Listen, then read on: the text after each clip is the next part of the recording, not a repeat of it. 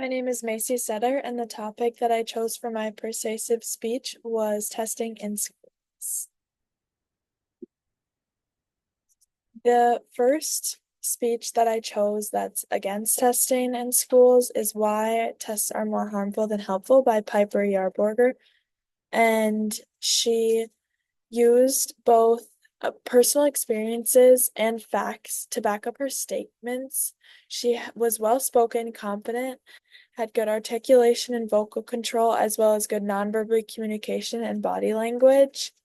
She had good semantics and kept the audience well engaged, as well as using a lot of emotion when she talked about stories in her personal life. She made this speech about the topic of testing because testing affected her personal life in many ways. She talked about how it controlled many anxieties in her life, as well as it created many issues throughout her high school career. She also talked a lot about how she did a study in high school where she did alternate ways of showing that she's retaining the information from class, taking up the breaks from school, doing these things, and just proving that she actually retains the information better uses the when she like makes other projects of other things in school. I thought this was really interesting, and this is one of the most eye-opening speeches and TED Talks that I've seen on this topic. The second speech that's against testing is called Why Standardized Testing is Hurting Our Society. There was a good hook that interested me and made me want to watch more. He engaged many different audiences as well as acknowledged both sides of the argument, which I think is the most important part of the speech, but emphasized why his side is the better side in his opinion as in his argument. He chose words that were good and were well comprehended by any audiences, and he also had good loudness as well as articulation in his voice. I think that the thing that stood out most to me in this speech was that he was able to argue both sides, and I think that acknowledging the opposite side is the most important part of the speech. Hey, I want to blow your mind. The first speech that's for testing is called Three Reasons We Have to Take Tests. Are you worried about testing and other state testing and encouragements? This speech is very relatable for younger viewers, but his semantics and word choice could be viewed the speech could be viewed improfessionally, and his semantics and word choice could be viewed as immature, but is geared more towards younger audiences.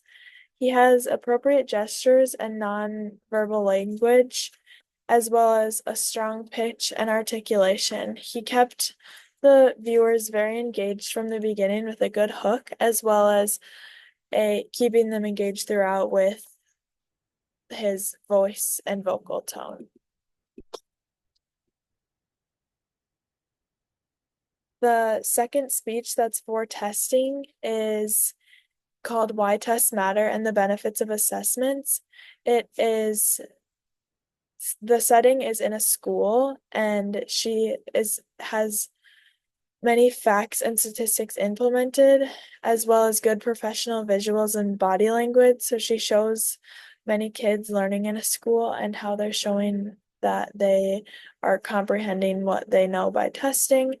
And she's confident in her speech and herself. She, like I said, had good statistics to back up her statements, as well as a clear voice, good volume and pitch, as well as articulation.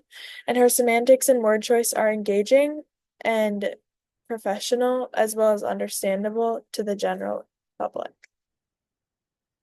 I think that this speech was also very important because I think it really shows the point, especially being in the schools, in a setting of a school. The article that I chose that's in support of testing study that has many studies that prove that the frequency of testing does not relate to the test anxiety level, and it acknowledges the fact that many factors weigh into test day, such as mood, self-confidence, study and test taking skills, as well as the environment and their preparation, and that the schools need to focus on students, on parents and teachers supporting their students and making their students feel supported in order for the student to be made less anxious. And it proves that the test monitor the academic development of the school and making sure that the teachers are teaching their material well, and that the schools should and says that the school should put less emphasis on the scores as it sets unrealistic goals and creates more anxiety, and telling their students to trust their abilities. And I think that these are all important statements, but I personally support the article that's against testing, which states that the tests fail the ability to measure it fails to measure the ability of the student to think deeply or creatively, and they that it doesn't really show that the students can apply these concepts in their own lives, and that how the test is written really affects the scores, as well as the students' ability varying day to day with the testing conditions and the students' mental and emotional states. If the teacher evaluates the student individually with projects and other things, they could improve the students' learning and making sure that they're progressing and not just taking a multiple choice test and forgetting all the knowledge after. The students are learning to perform well and not to learn the actual material. And it proves that there are many other ways that you can make sure that the students are understanding. And if you use interactive evaluation and good individual observation for each student, that helps a lot.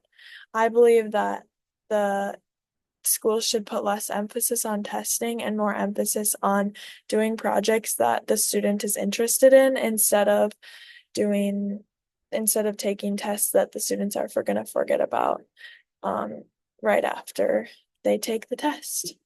These are my sources. Thank you.